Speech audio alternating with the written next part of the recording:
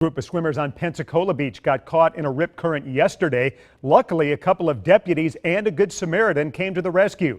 The CW55 photojournalist Dan Kettinger captures the story.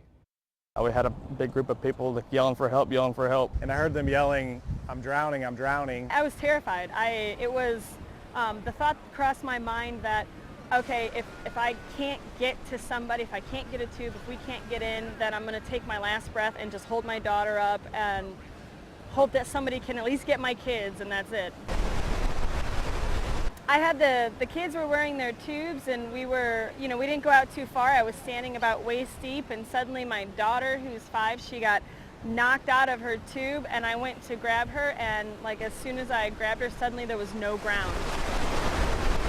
So I get that off, I'm able to get my shirt off, and I can get my body armor off. And at that point I was down to just my undershirt and just my shorts, and I peeled my socks and shoes off.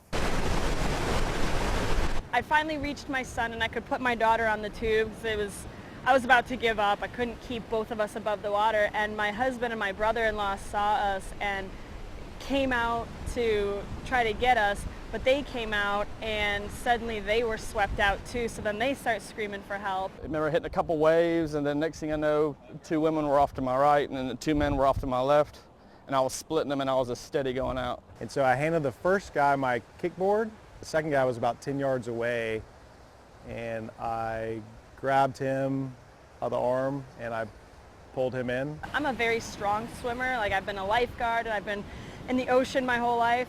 One point I was like, I can't move, I cannot go anywhere, I can't swim, It was absolutely terrifying, because that's the only time I've ever felt so helpless and, had no idea how to get out of it. We that day just happened to be in the right place at the right time. We don't need a thanks or anything like that.